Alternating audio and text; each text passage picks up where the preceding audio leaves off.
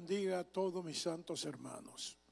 Damos gracias al Señor por la oportunidad de presentar este estudio bíblico por las redes. Nos estamos gozando al estudiar la epístola del apóstol San Pablo a los romanos. Ya hemos concluido los capítulos 1 y 2. Ahora vamos a iniciar el capítulo 3. Vamos a ir leyéndolo por parte. Vamos a leer los primeros 8 versículos del capítulo 3 de los romanos, que dicen así: ¿qué ventaja tiene pues el judío? ¿O de qué aprovecha la circuncisión? Mucho en todas maneras. Primero, ciertamente que les ha sido confiada la palabra de Dios. ¿Por qué? Si algunos de ellos han sido incrédulos, su incredulidad ¿habrá hecho nula la fidelidad de Dios? De ninguna manera. Antes bien, sea Dios veraz y todo hombre mentiroso, como está escrito, para que seas justificado en tus palabras y venzas cuando fueres juzgado. Y si nuestra injusticia hace resaltar la justicia de Dios, ¿qué diremos? ¿Será injusto Dios que da castigo? Hablo como hombre. En ninguna manera. De otro modo, ¿cómo juzgaría Dios al mundo? Pero si por mi mentira la verdad de Dios abundó para su gloria, ¿por qué aún soy juzgado como pecador? ¿Y por qué no decir, como se nos calumnia y como algunos cuya condenación es justa afirman que nosotros decimos, hagamos males para que vengan bienes? Dios bendiga su palabra. Aquí lo primero que debemos resaltar en esto primero 8 versículos es que San Pablo está defendiendo el juicio de Dios. En la justicia de Dios, ¿qué ventaja tienen los judíos? Ya hemos leído lo que San Pablo dice y lo recalcamos de nuevo. Le fue confiada la palabra de Dios. A ellos le fue confiada la palabra de Dios. Y esto podemos leerlo en el libro de Deuteronomio, capítulo 4, y vamos a ver de la manera en que el Señor le dio la palabra a ese pueblo. Ya San Pablo está diciendo aquí que a ellos, a los judíos, le fue confiada la palabra del Señor. Deuteronomio capítulo 4, vamos a leer los versículos 7 y 8. Porque ¿qué nación grande hay que tenga dioses tan cercanos a ellos como lo está Jehová nuestro Dios en todo cuanto le pedimos? ¿Y qué nación grande hay que tenga estatutos y juicios justos como es toda esta ley que yo pongo hoy delante de vosotros? Es decir, el Señor, por su misericordia, le dio la palabra, le confió la palabra a su pueblo Israel. Entonces, esa es una ventaja que tienen ellos. Le fue dada la palabra. Pero en el Salmo 147, versículos 19 y 20, oiga lo que dicen. Ha manifestado tus palabras a Jacob, sus estatutos y sus juicios a Israel. No ha hecho así con ninguna otra de las naciones en cuanto a sus juicios. No los conocieron. ¿Te ve? De manera pues que Dios le confió la palabra al pueblo de Israel. Eso está claro. Y dice que no hay ninguna nación que tenga la palabra y lo justo juicio de Dios. Porque cuando uno analiza el libro o los libros desde Éxodo hasta Deuteronomio, se va a dar cuenta, hermano, que ahí, si los judíos cumplían con esa ley, no había problema social entre ellos, no había asesinato, no había robo, no había delincuencia de ninguna clase, porque la palabra de Dios que le fue confiada a ellos le prohibía todas esas cosas y le decía cómo librarse. Pero ¿qué pasó? A pesar de tener la palabra, la mayoría de ellos son incrédulos. La culpa no es de Dios. Si ellos son incrédulos, Dios no tiene la culpa de la incredulidad de ellos. ¿Por qué? Lo que dice la Biblia en el libro a los Hebreos, capítulo 4 de Hebreos, versículo 2, ahí la palabra del Señor nos dice algo que le ocurrió a los judíos por no atender a la palabra de Dios. Porque también a nosotros se nos ha anunciado la buena nueva como a ellos, pero no les aprovechó el oír la palabra por no ir acompañada de fe en los que la oyeron. Mira lo que dice ahí la Biblia. Al no ir acompañada de fe, lo que oyeron la palabra del Señor, no pudieron entonces, hermano, ponerla en práctica. Por eso la palabra del Señor dice que entonces esos judíos no pueden acusar a Dios por su incredulidad. Dice el 2 de Timoteo 2:13, si fuéramos infieles, Él permanece fiel. Él no puede negarse a sí mismo.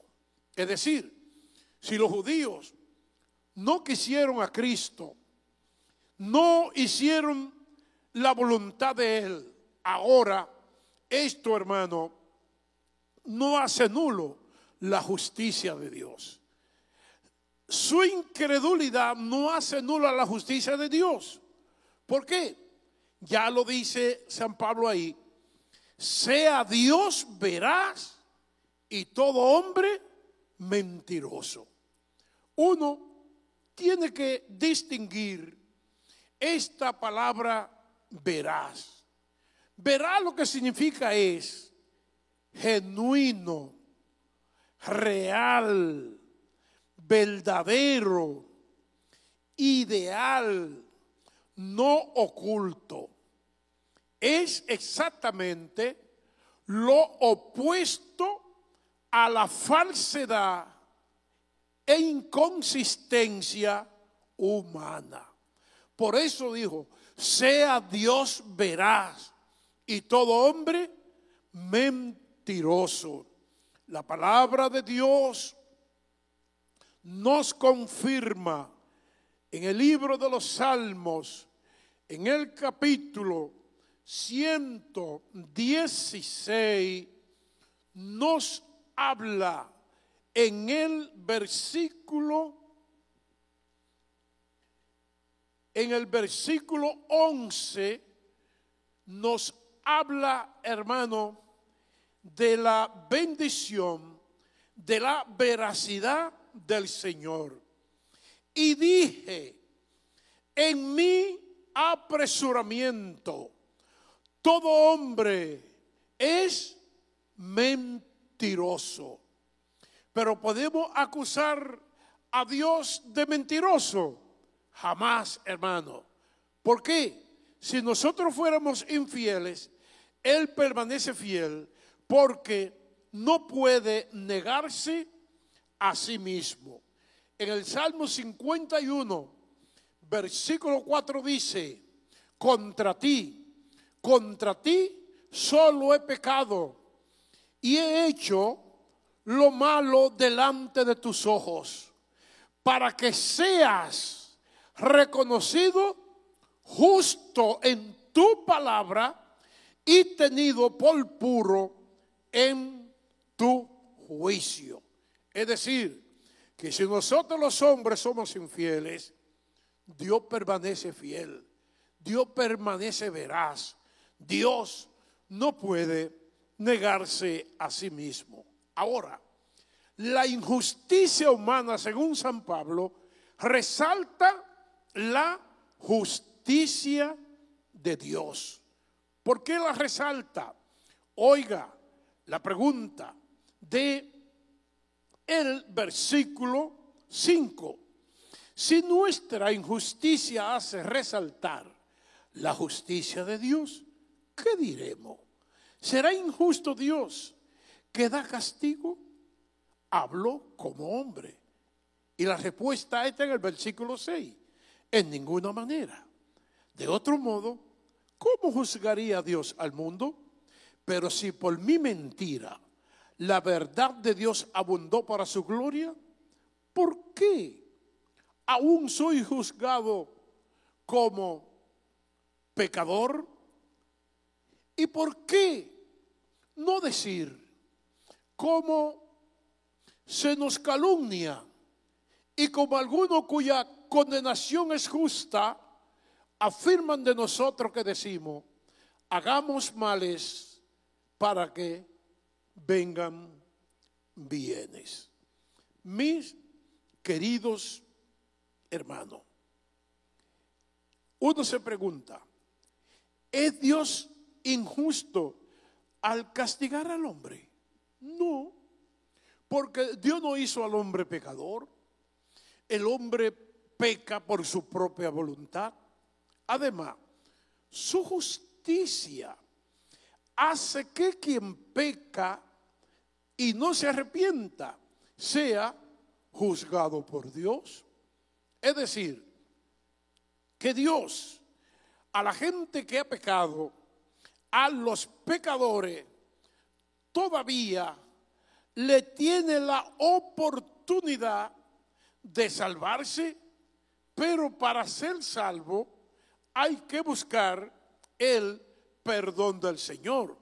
Miren, cuando Dios iba a destruir a Sodoma y a Gomorra por su pecado, oiga lo que el intercesor Abraham dijo de Dios.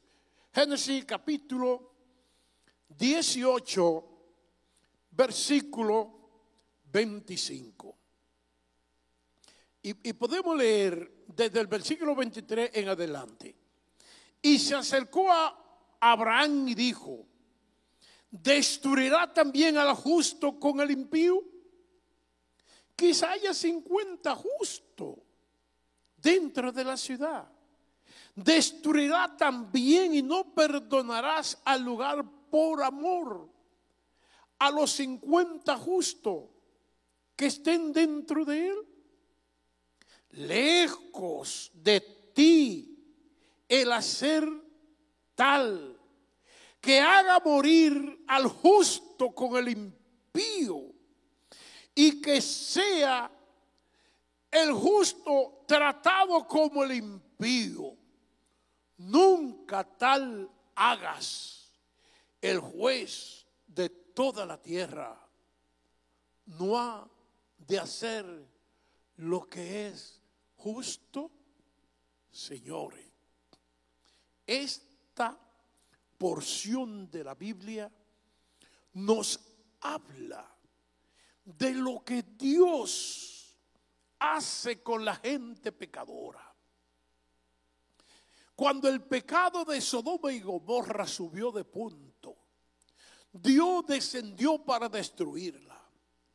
Pero el Dios justo escuchó el clamor, la intercesión de Abraham. Y Abraham comienza a interceder. ¿Cómo es posible que el juez justo va a condenar al impío junto con los hombres justos? Y Abraham le dice: si hay 50 justos, ¿no lo perdonaría tú? Y de 50 justos fueron bajando hasta llegar a 10. Señores, y Sodoma y Gomorra, ciudades antiguas, perecieron porque no habían 10 justos para Dios tener misericordia. Es decir, no se arrepintieron. Pero a pesar de eso, Dios escuchó el clamor de Abraham. Y por lo menos Lot, que dice San Pedro que afligía su alma justa mirando cada día el pecado de esas ciudades, se salvó Lot y sus hijas. La mujer pereció también porque desobedeció el mandato del Señor de no volver hacia atrás. Pero para que nosotros entendamos bien lo que significa esto de Romanos 3, 7 y 8, es bueno que vayamos y leamos la palabra del Señor en la misma cita bíblica, usando una versión de la Biblia, la NTV, que es una versión muy adelantada que nos ayuda a entender mejor la palabra del Señor. Oiga lo que dice los versículos 7 y 8 en esta versión. Sin embargo, alguien podría seguir argumentando: ¿por qué Dios me juzga como pecador si mi mentira realza su veracidad y le da más gloria a Él? Algunos incluso nos difaman asegurando de nosotros, o que nosotros decimos: cuanto más pecamos mejor. Los que dicen tales cosas merecen ser condenados. Amén. Para entonces ahí esto queda mucho más claro que lo que dice en la versión que nosotros usamos continuamente, que es la versión del 60 de la Reina Valera. Ok, ahora mis hermanos, veamos algo. Siguiendo con este estudio del capítulo 3, el pecado afectó a todos los humanos. Y eso lo podemos ver en los versículos 9 al 20. Tomaremos prestado un bosquejo del comentario de Bicom del libro de Romanos. He tomado ese bosquejo porque es muy importante para mí de ese libro. Y en el libro de Bicom sobre el libro de los Romanos, en la página 85 y 86, él dice: el pecado en el carácter humano. Veamos los versículos 9, del 10 hasta el 12, que dice: como está escrito, no hay justo ni aun uno, no hay quien entienda, no hay quien busque a Dios. Todos se desviaron, a una se hicieron inútiles. No hay quien haga lo bueno, no hay ni siquiera uno. Esos 3 versículos retratan, hermano, de cuerpo entero el carácter humano. ¿Qué somos cuando no estamos arrepentidos? Eso es lo que somos. Pero también, siguiendo el bosquejo de Bicom, el pecado en el lenguaje humano. Vamos a ver los versículos 13 y 14. Sepulcro abierto es su garganta, con su lengua engañan. Veneno de áspides hay dentro o debajo de sus labios. Su boca está llena de maldición y de amargura. Eso es el pecado en el lenguaje humano. ¿Qué es lo que los hombres hacemos? La Biblia dice: bendecid y no maldigáis. Y los hombres lo que más hacen es maldecir, resaltar los defectos del otro. Oiga, señores, no hay, es que el sepulcro abierto en nuestra garganta, su lengua engaña, veneno de áspide hay debajo de su labio, su boca está llena de maldición y de amargura. Cuánta gente amargada, cuánta gente que viven de esa manera. ¿Por qué? Porque su lenguaje es un lenguaje malo. La Biblia dice que debemos sazonar nuestra palabra, decir cosas hermosas, bonitas. También nos habla Bicom el pecado en la conducta humana. Versículo 15 al 17.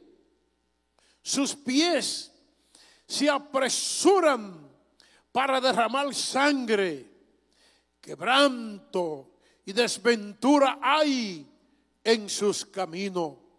No conocieron el camino de paz.